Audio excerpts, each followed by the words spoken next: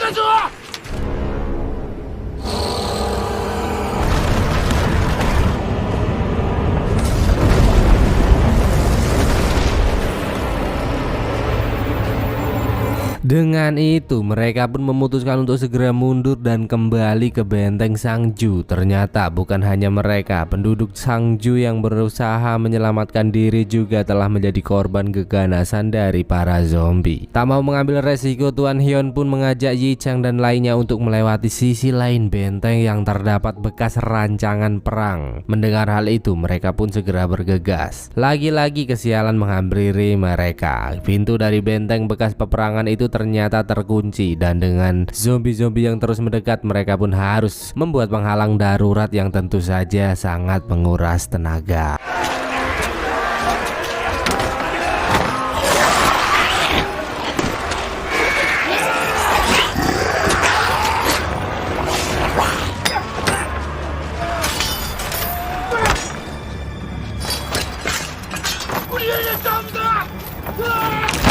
Setelah pintu itu terbuka, mereka pun bergegas masuk, namun usia kayu yang terlalu tua membuatnya rapuh dan rusak, sehingga salah satu anggota Tuan Hyun yang tergigit zombie pun mengorbankan dirinya untuk keselamatan yang lain.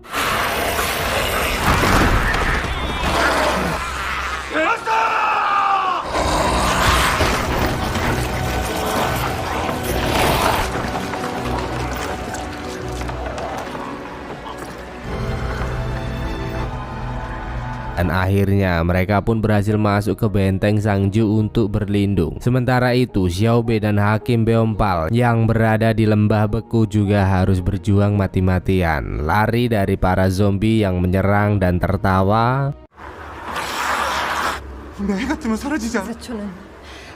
Dan dari penjelasan Xiaobe lah kita jadi tahu bahwa tanaman pembangkit sangat menyukai suhu dingin, dan para zombie-zombie ini pasti mempunyai karakter yang sama dengan tanaman pembangkit. Di tengah musim dingin yang sedang berlangsung ini akan membuat para zombie tak akan pernah tidur dan akan terus menyerang mereka. Xiaobe pun mengajak Beompal untuk pergi ke sebuah desa bernama Mungyeon Sajai agar zombie-zombie tak dapat menyusul mereka. Bersamaan dengan itu juga terlihat seorang ketua divisi komandan kerajaan yang menemui Perdana Menteri untuk memberitahu bahwa telah ditemukan banyak mayat wanita hamil dan bayi-bayi perempuan yang tewas misterius. Ketua divisi itu juga menambahkan bahwa mayat-mayat ini ditemukan di desa kecil bernama Naesenjai Sangyedong, luar gerbang utara, yang ternyata itu adalah daerah kediaman pribadi Paduka Ratu. Dengan ditemukan mayat-mayat itu tentu saja menimbulkan kecurigaan untuk mereka.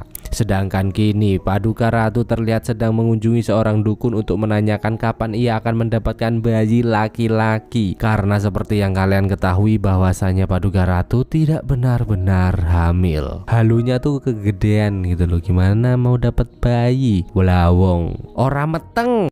왕자 아기씨를 품에 안으실 Singkat cerita, Byeom-il dan Xiaobi pun tiba di desa kecil bernama Mungyeon Sajai, yang ternyata Hakju telah berada di sana dan menjadikan tempat itu sebagai camp prajurit kelima. Melihat keberadaan Hakju pun ia sangat senang karena dengan marga klan yang Beompal disambut dengan sangat baik. Ditambah Beompal juga memberitahu bahwa Xiaobi adalah murid dari tabib Lee, dan hal itu membuat Hakju memberi mereka tempat untuk berlindung. Kembali ke Sangju, setelah memeriksa persediaan makanan, salah satu pengikut Hyun membicarakan wabah ini yang ternyata pernah terjadi 3 tahun lalu, dan tanpa sengaja Moyong yang mendengar pembicaraan mereka pun melaporkan kepada Yi Chang dan mengajaknya untuk segera pergi dari sini karena ia khawatir Hyun bekerja sama dengan Hakju. Namun siapa sangka perkataan Moyong membuat Yi Chang curiga, mengira Moyong bersekutu dengan Hakju, dan Moyong jugalah yang telah memberitahu keberadaannya di sini. Mendengar hal itu, Moyong pun begitu kecewa. Bagaimana tidak, setelah apa yang ia korbankan untuk putra mahkota, kini ia malah dicurigai sebagai pengkhianat. Hingga tiba-tiba terdengar suara berisik dari luar. Yi Chang dan Moyong pun bergegas mendekat, yang ternyata gudang persediaan beras mereka hangus terbakar. Melihat hal itu, satu prajurit sangat marah dan hampir membunuh penjaga gudang di sana. Namun bersamaan dengan itu, seseorang muncul dan mengatakan bahwa ialah pelakunya. Karena anaknya sangat kelaparan, diam-diam ia mengambil sekantung beras untuk anaknya dan tak sengaja menjatuhkan obor di sana. Setelah mendengar penjelasan itu dan demi pri kemanusiaan dan pri keadilan, akhirnya pria itu pun dilepaskan. Setelah kejadian itu, Yi Chang mengadakan rapat tertutup dan mengatakan bahwa ia akan pergi ke Sajai untuk membunuh Hakju dan mengembalikan kehidupan bahagia, aman, tentram bagi rakyatnya. Ying Chan pun menyuruh Hyun mengumpulkan orang-orang terbaik untuk menemani mereka, dan benar saja setelah menyusun rencana, mereka pun bergegas berangkat.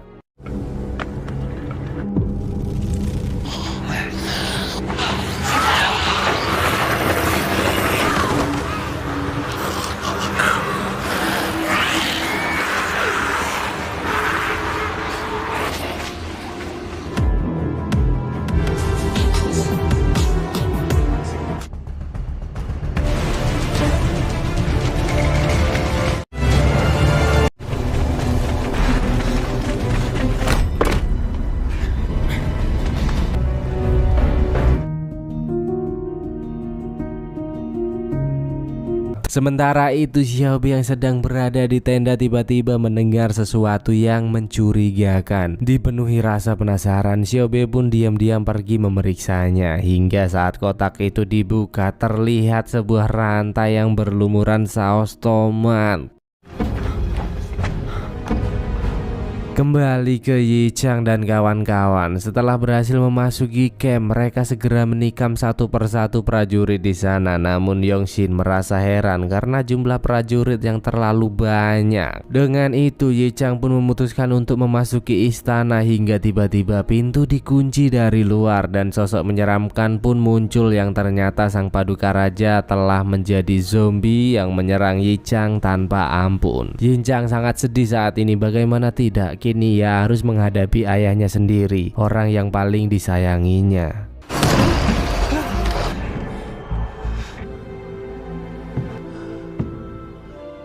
아바마마 소자 장인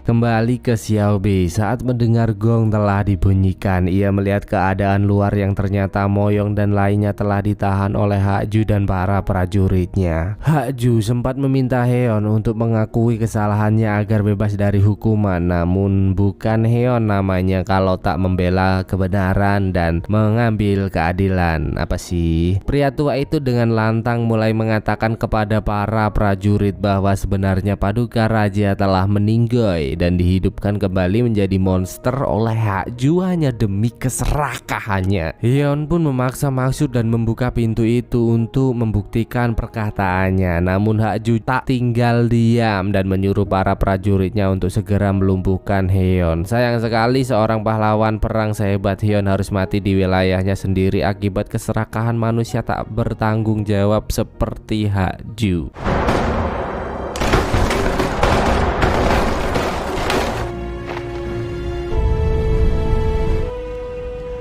Dengan tertatih-tatih, Hyeon berusaha keras untuk tetap membuka pintu itu hingga setelah berhasil melakukannya, terlihat kepala Paduka Raja telah dipenggal Yi Chang dalam perkelahian mereka. Hyeon tak menyalahkan hal itu dan mengucapkan kata-kata terakhir bahwa Yi Chang adalah raja dari segala raja yang sah di negeri ini sebelum ia menghembuskan nafas terakhirnya. Dan lagi-lagi kesempatan ini dimanfaatkan dengan sangat baik oleh Hakju. Dengan terpenggalnya kepala Paduka Raja, ia berhasil membuat para prajurit mempercayai perkataannya bahwa Yi Chang pengkhianat kerajaan. Ia pura-pura bersedih dan menyuruh para prajurit untuk segera menahan Yi Chang dan lainnya.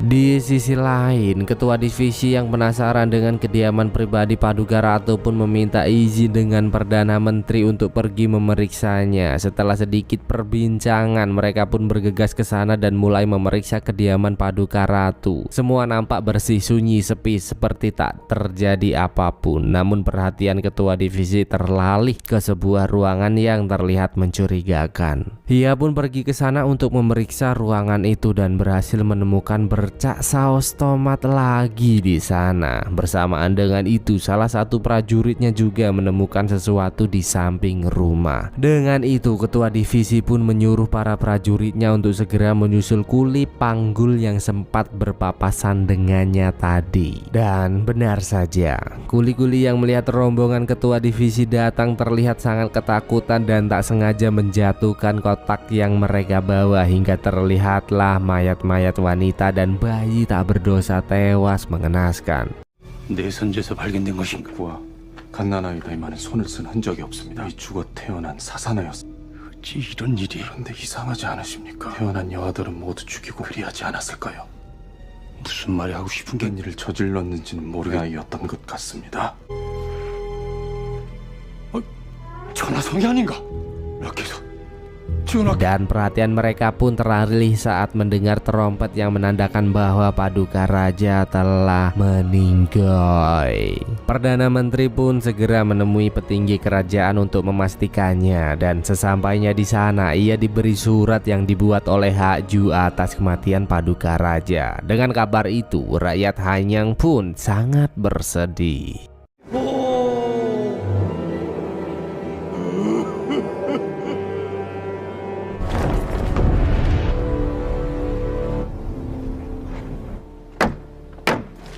Kembali ke camp, terlihat Xiaobe yang datang untuk mengobati Yi Chang. Dalam kesempatan itu, Yi Chang memberitahu Xiaobe bahwa di detik-detik kematian Hyeon, ia berpesan agar dihidupkan kembali untuk menemukan kebenaran. Dengan itu, ia pun bergegas pergi melaksanakan tugas tersebut. Dan setelah selesai berkemas, Hakju menyuruh para prajuritnya mengeluarkan para tahanan dan membawanya kembali ke Hanyang untuk diadili. Melihat ada kesempatan, Yongshin dan beberapa pengikut setia Hyeon pun melakukan perlawanan.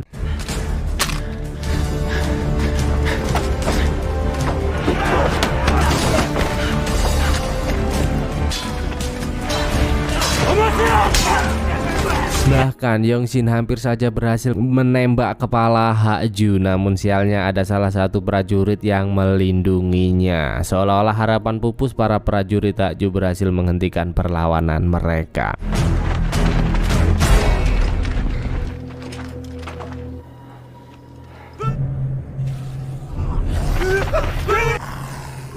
Namun tiba-tiba mayat Hyeon kembali hidup. Keren banget nggak asli?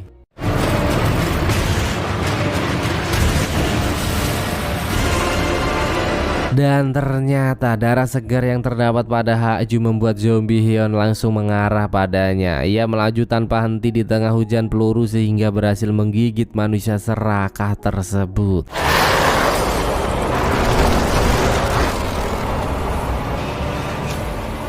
살 길은 나밖에 없으면 절대 살려 만드십시오. 부디 그려 진실을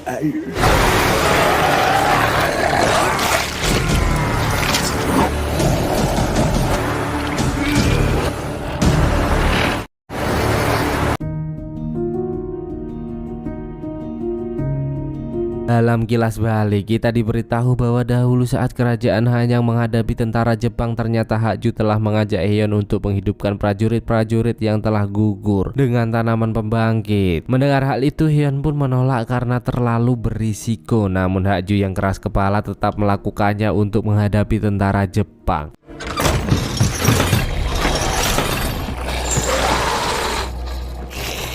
수많은 왜군들이 이곳으로 무사는 고작 그런데 대감 상주에 그들을 살리기 위한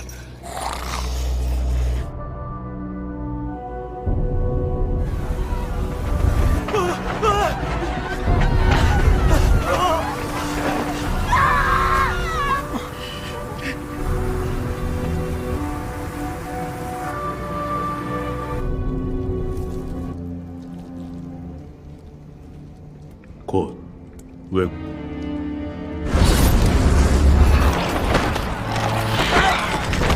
Hingga di pagi harinya Hyun menemukan para prajurit setianya tewas dengan keadaan yang lebih menyeramkan, dan sejak itu ia berjanji akan membalas pengorbanan mereka. Dan disinilah perkataan Hyun terpenuhi dengan menggigit Hakju, manusia serakah tamak tak patut ditiru. Kalian gak boleh menyontoh keburukan Hakju ya adik-adik. Kalian tuh nyontoh Bang Ryu ini ya, sopan santun, baik hati, gak sombong, dan tahan lama. Dengan bangkitnya Hyun, Yi Chang dapat membuktikan kebenaran bahwa memang benar Hakju telah menghidupkan kembali paduka raja yang telah tewas demi kekuasaan. Xiaobei juga memperkuat hal itu dengan buku jurnal Tabib Li dan tanaman pembangkit yang dibawanya. Kini Yi Chang menegaskan bahwa ia tak menginginkan tahta, melainkan ia hanya ingin melenyapkan Hakju dan klan Haiwon Chu yang telah lama menggerogoti kerajaan dan menekan rakyat jelata. Ia pun menyuruh para prajurit untuk membuka mata dan bersama-sama membenahi kekacauan di kerajaan mereka. Singkat cerita, Yi Chang pun mulai menyusun rencana untuk memasok makanan ke benteng Jungjie karena banyak warga yang sedang kelaparan di sana. Tak butuh waktu lama, beberapa pengikut setia Hyun pun melaksanakan tugas itu dan kedatangan mereka disambit dengan gembira oleh para warga.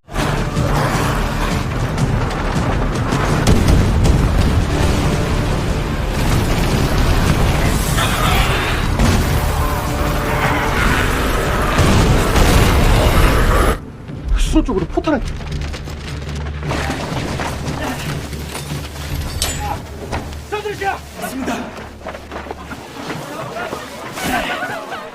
저하께서 무사히 띠를 손에 넣으셨습니다. 하나, 지금과 이 안에서 어떻게든 버티라 하셨습니다. 힘들 좀 내십시오.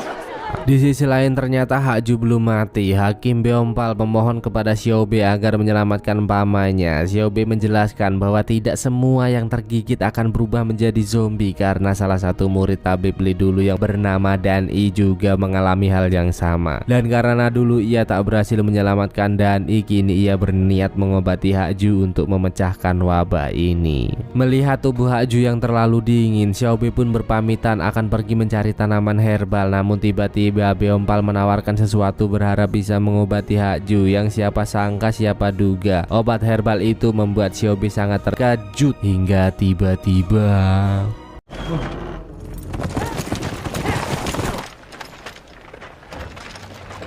웬일이냐?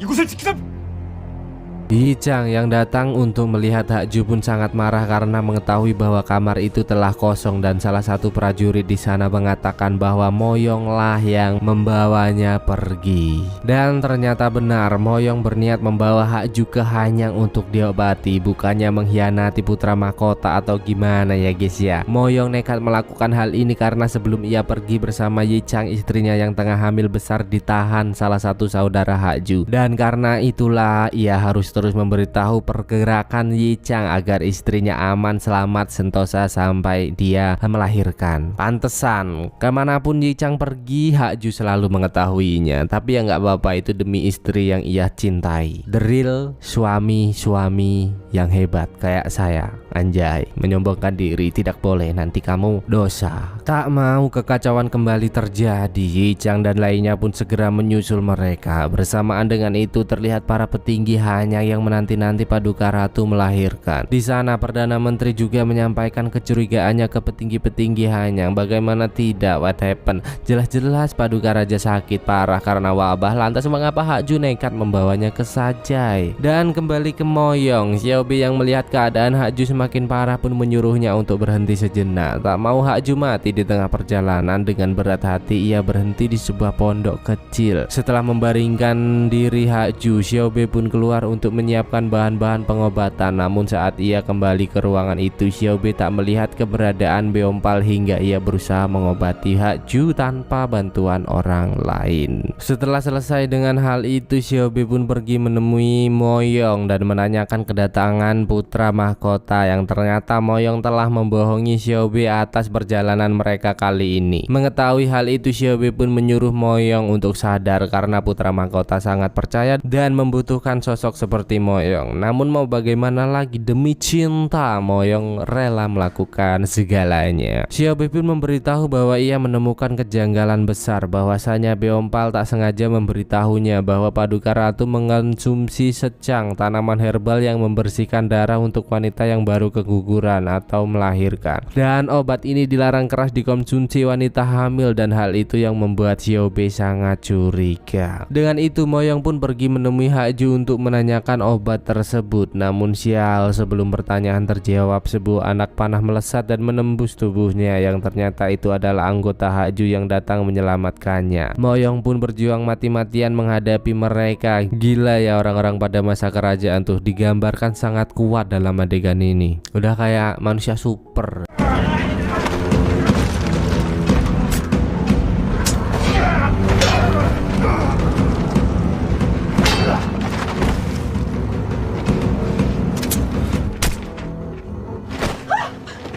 Namun anak panah yang terus menghujaninya membuat ia tak dapat berbuat banyak. Bersamaan dengan itu pula Beompal muncul dan mengajak Xiaobi pergi, dan ternyata Beompal lah yang mengundang prajurit-prajurit itu datang.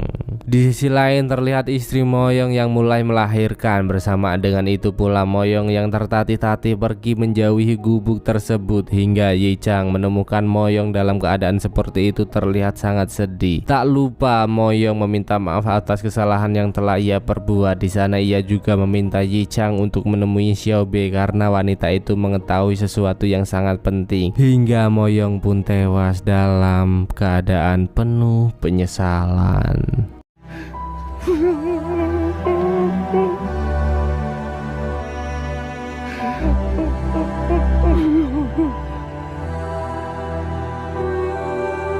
Dan kini terlihat istri Moyong yang telah melahirkan seorang bayi laki-laki yang sangat gagah, tampan dan pemberani. Dan karena hal itu terlihat Paduka Ratu tersenyum manis.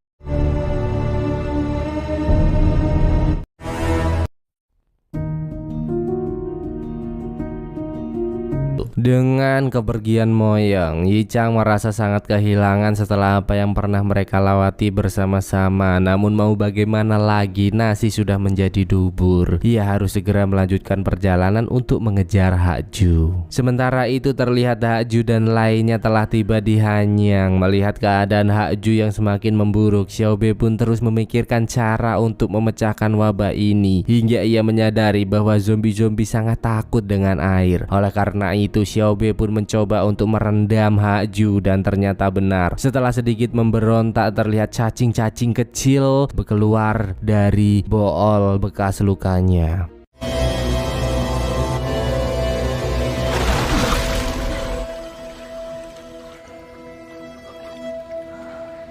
Di sisi lain juga terlihat para penasihat kerajaan yang mendapat kabar bahwa Paduka Ratu telah melahirkan dan mereka menyambutnya dengan sangat senang. Bersamaan dengan itu, Yi Chang dan anggotanya yang telah berhasil menyusul pun melihat para prajurit yang sedang menguburkan jasad wanita dan bayi tak berdosa di sana. Melihat hal itu, Yongxin pun segera menghentikan mereka. Kembali ke para penasihat kerajaan, terlihat Perdana Menteri yang menyampaikan kecurigaannya atas mayat-mayat wanita dan bayi yang mati secara misterius, dan hal ini terjadi bersamaan dengan proses Paduka Ratu yang sedang melahirkan. Jadi 근본도 모르는 미천을 하셨다는 말입니까? 그 생각만으로도 사실이라면 허영대장은 그걸 확인하고 namun perdebatan terhenti begitu saja saat Haju yang telah siuman datang membantah perkataannya. Haju terlihat sangat marah dengan perkataan itu. Ia juga menegaskan untuk segera menangkap si pengkhianat Yi Chang dan para pengikutnya demi ketentraman kerajaan. Yang benar itu demi ketentramanmu, Cok, bukan ketentraman kerajaan. Dengan cepat para prajurit Haju segera menahan anggota keluarga dan prajurit kelima untuk dieksekusi. Dalam suasana penangkapan itu, Xiaobe menyadari bahwa Yongxin telah berhasil membaur dengan warga sekitar. Melihat hal itu, ia pun segera menemuinya dan Yongxin segera membawanya ke sebuah balai desa kosong yang ternyata di sana ada istri Moyong yang sekarat setelah melahirkan dan anaknya diambil Paduka Ratu. Setelah mengobati wanita itu, Xiaobe pun pergi menemui Yi Chang dan mengeluarkan sebuah parasit kecil. Ia memberitahu bahwa parasit itulah yang telah membuat kekacauan di kerajaan. Yi Chang sedikit heran dengan itu. Bagaimana bisa kerajaan sekuat Han yang hampir runtuh dibuatnya? Dan Yi Chang yang curiga dengan penemuan-penemuan mayat wanita bayi tak berdosa juga menyuruhnya untuk mendekati Paduka Ratu dengan bakat medisnya. Benar saja, Xiaobe pun segera menemui Beompal dan meminta untuk membuat ia bisa menjadi tabib pribadi Paduka Ratu. Beompal yang merasa bahwa Xiaobe telah menyembuhkan Haju pun mengantarnya menemui Haju dan meminta pamannya tersebut untuk mengangkat Xiaobe menjadi tabib pribadi. Dan siapa sangka Haju ternyata menyetujui hal tersebut. Setelah pertemuan itu, Haju membawa Xiaobe ke kamar Paduka Ratu. Dengan itu membuat Xiaobe semakin dekat. Tiba-tiba Haju merasa ada yang aneh dan meminta Xiaobe untuk memeriksa denyut nadi Paduka Ratu dan sebuah fakta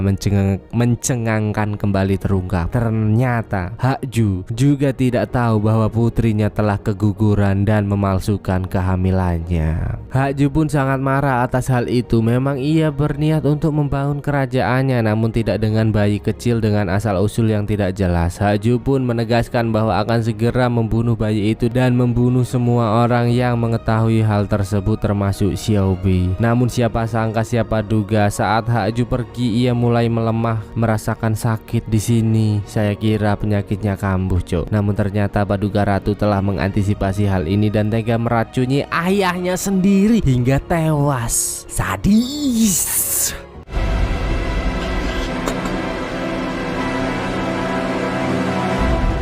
계집이란 이유만으로 언제나 경멸하고 그 하찮았던 계집아 이제 모든 것을 가질 것입니다. 해원조씨 가문도 이 나라도 모두 제 것입니다.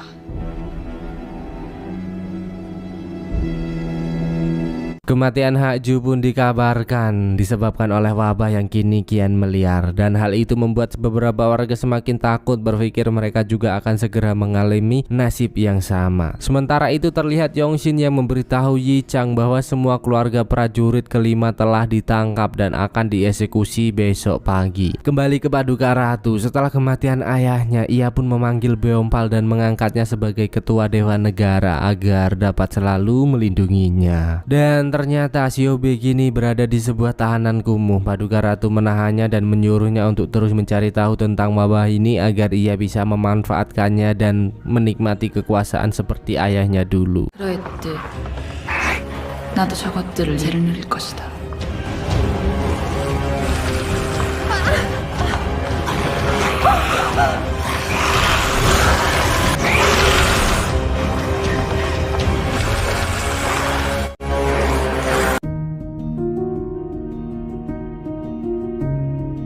Singkat cerita, terlihat para pesuruh Paduka Ratu yang mulai mengarak para keluarga prajurit 5 dan bersiap untuk mengeksekusi mereka. Dan bersamaan dengan itu terlihat Yi Chang dan anggotanya dengan berani nekat memasuki istana untuk menegakkan kebenaran dan menegakkan batang. Beompal yang diangkat sebagai ketua dewan pun mulai membacakan surat pengeksekusiannya itu. Namun Beompal merasa ini adalah hal yang salah dan tak sanggup untuk melakukannya. Hingga saat Yi Chang tiba, Beompal langsung memohon ampun atas perbuatannya tersebut. Setelah melepaskan semua tahanan, Yi Chang dan prajurit setianya pun segera pergi ke istana untuk menemui Paduka Ratu dan membalas kekejaman yang selama ini ia lakukan. Bersamaan dengan itu, Perdana Menteri mulai melucuti semua senjata orang-orang yang berniat menghalanginya dan melepaskan para tahanan. Salah satu warga pun sadar bahwa masa kejayaan klan Haiwoncho yang terus menggerogoti kerajaan telah hancur. Setelah itu, Perdana Menteri pergi menemui Yi Chang dan menunjukkan kesetiaannya kepada putra mahkota pewaris tahta yang sebenarnya. Bahkan para penasihat kerajaan juga memohon ampun atas kehilafan mereka selama ini. Dan ternyata Paduka Ratu yang telah mengetahui kedatangan Yi Chang telah bersiap menyambut kedatangannya. Dengan tegas Yi Chang menyuruhnya untuk segera turun dari tahta. Namun Paduka Ratu tetap saja terus menutupi kebohongan yang telah ia lakukan selama ini. Dan saat ini juga Perdana Menteri dan penasihat lainnya mulai berani menanyakan keraguan yang mereka rasakan selama ini tentang bayi yang dilahirkan dan wanita-wanita yang tewas dengan misterius. Mendengar hal itu, Paduka Ratu pun sangat marah dan Yi Chang tetap tegas mengacungkan pedangnya untuk menurunkan wanita biadab tersebut. Tak mau mengotori tangan putra mahkota, beberapa penasihat kerajaan pun meminta izin kepada Yi Chang untuk membuatkan surat resmi atas turunnya Paduka Ratu dari tahtanya, dan Yi Chang menyetujui hal tersebut. Sedangkan seorang kepala dayang yang mengetahui rencana busuk Paduka Ratu telah terbongkar pun pergi ke ruangan tahanan dan melepaskan zombie-zombie di sana.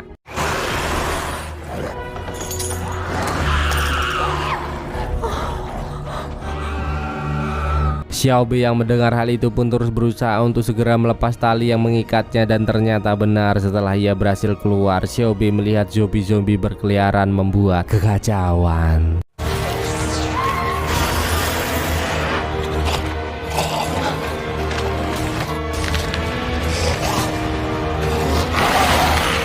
Yi Chang yang mendengar teriakan dari para warga pun sangat sedih dan menanyakan apa sebenarnya maksud dari wanita berhati iblis tersebut. What happened, ya naon? Dan dengan mudahnya Paduka Ratu menjawab bahwa jika ia tak bisa menguasai kerajaan ini, maka ia juga akan memastikan bahwa tak ada orang lain yang menaiki tahta di kerajaan ini. Hingga saat Xiao Bei datang dengan sangat ketakutan, ia memberitahu bahwa wabah telah memasuki istana dan menyerang para warga. Mendengar hal itu, Yi Chang pun menyuruh para prajurit untuk segera menutup semua pintu gerbang dan bersiap untuk menghadapi zombie-zombie. Merasakan itu, sumpah ini pertempuran epic, jadi kalian nikmatin aja, tonton.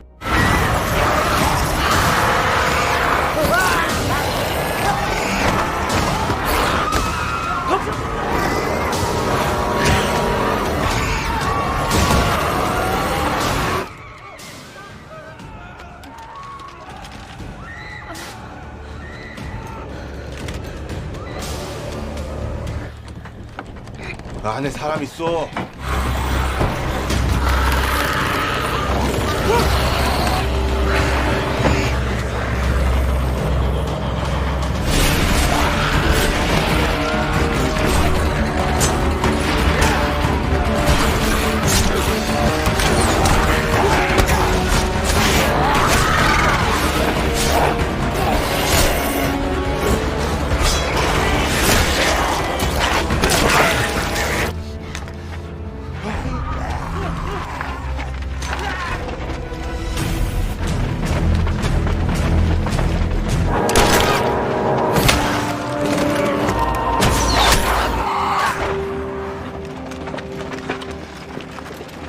끝인 걸까요? Setelah berhasil membantai zombie-zombie itu, sesaat terasa hening dan mengira bahwa ini telah selesai. Namun ternyata tidak. Ada ribuan zombie yang mendekat dan berusaha menyerang mereka. Bahkan Perdana Menteri sampai harus mengorbankan nyawanya untuk menahan para zombie agar Yi Chang dan lainnya dapat melarikan diri. 넘어왔습니다.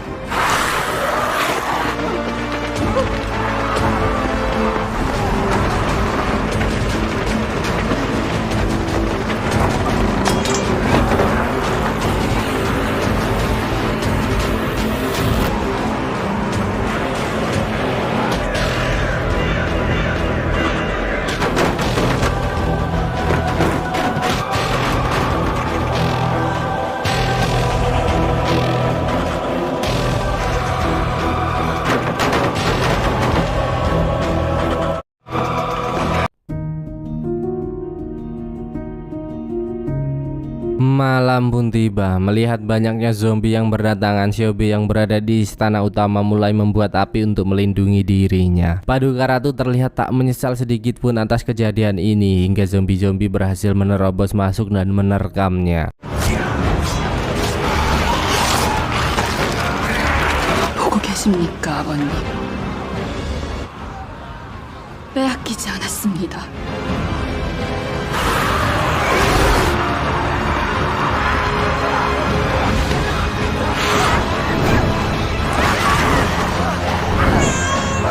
Xiaobei yang melihat bayi itu masih hidup pun segera mengambilnya dan membakar sebuah jubah untuk ia gunakan keluar dari sana menyelamatkan bayi tersebut.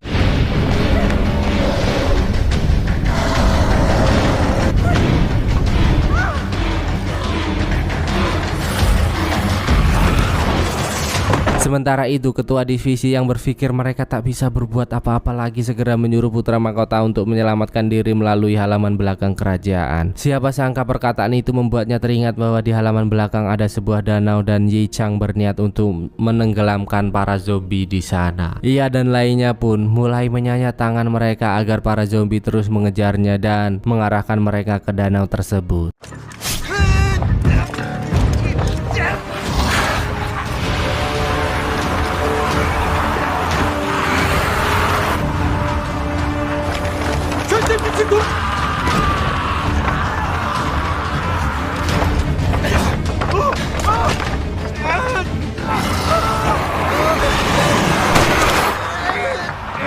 어서 뛰십시오.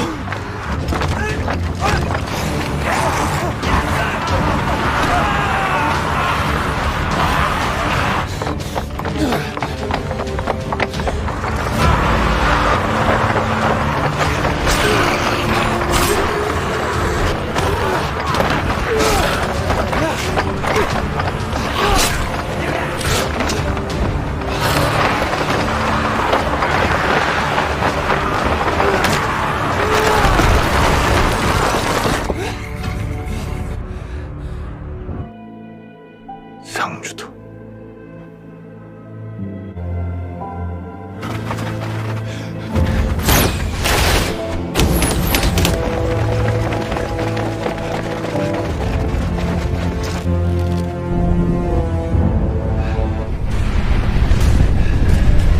Setelah kehilangan beberapa prajurit, ternyata zombie-zombie itu berhasil menyusul Yi Chang sehingga mau tak mau ia harus berhadapan langsung dan membantai mereka. Benar-benar perjuangan yang begitu menguras segalanya, bro.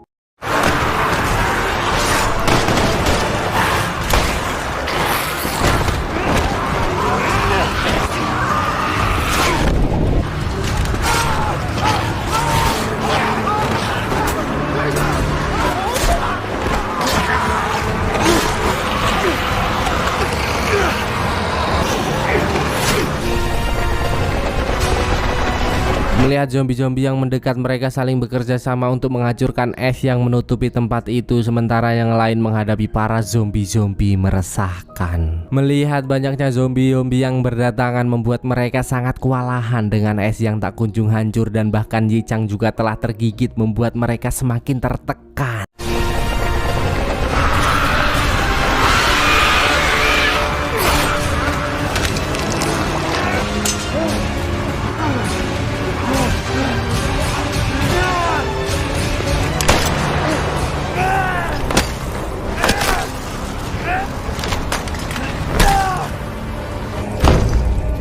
Melihat prajuritnya yang terus berjuang tanpa rasa takut, Yi Chang pun terus berusaha untuk menghancurkan es itu bahkan dengan kepalan tangannya sendiri.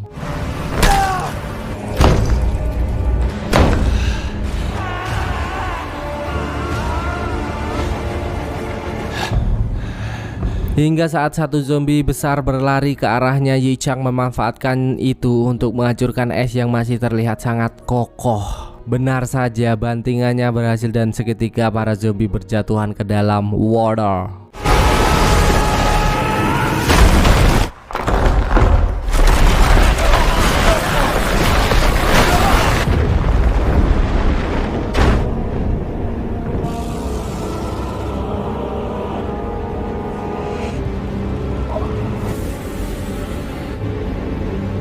Yichang dan lainnya sempat tak sadarkan diri karena mendapat luka gigitan dari zombie-zombie meresahkan. Namun ternyata mereka mengalami hal yang sama seperti Haju. Parasit-parasit kecil mulai keluar dari luka bekas gigitan hingga mereka tersadar dan berhasil selamat dari insiden tersebut.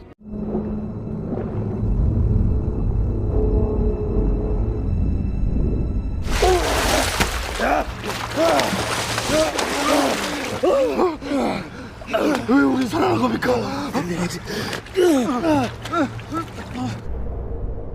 Singkat cerita, setelah zombie-zombie musnah, Yichang dan lainnya mulai membuka pintu gerbang mereka dan menyuruh para warga yang selamat untuk bergegas membereskan kekacauan ini. Yichang pun bercurhat dengan sesepuhan yang membicarakan wabah yang baru saja mereka ratakan. Hingga tiba-tiba seseorang datang dan memberitahu bahwa setelah menelusuri seluruh istana, jasad putra mahkota kecil tak ditemukan. Mendengar hal itu, sesepuhan yang pun menyuruh Yichang untuk segera menghabisi bayi yang dimaksud agar tak lagi membuat kekacauan. Sementara itu terlihat Yongshin yang sedang memeriksa keadaan sekitar melihat barang Xiaobi yang terjatuh. Su marai kaget tok cuk. Dan kini Yichang pun pergi ke ruangan tempat lukisan-lukisan para leluhurnya disimpan untuk merenungkan semua kekacauan yang telah berhasil ia lewati. Hingga tiba-tiba Xiaobi muncul bersama bayi kecil dalam pelukannya. Melihat bayi itu telah tergigit, Yichang berniat untuk membunuhnya. Namun Xiaobi terus berusaha meyakinkan bahwa bayi itu tak terserang wabah dan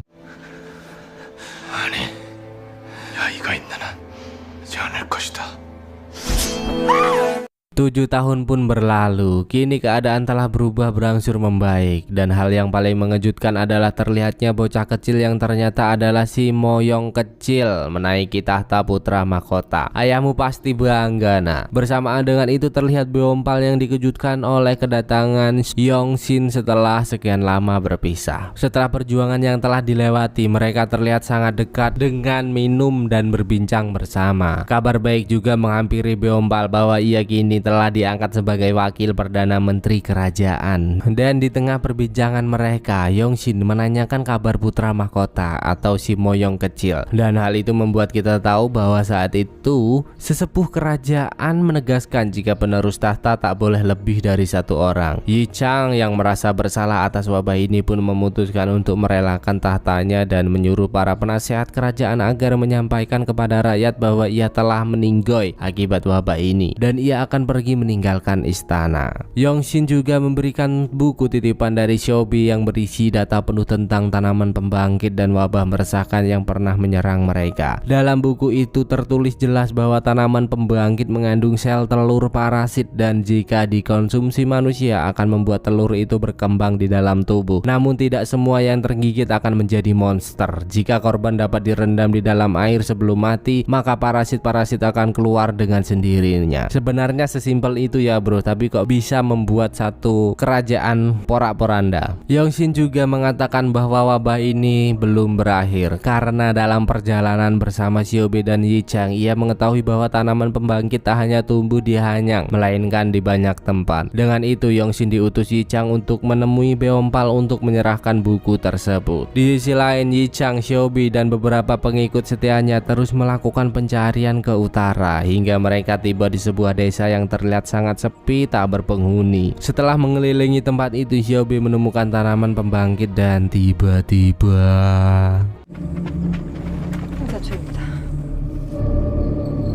저에는 큰 비밀이 있어.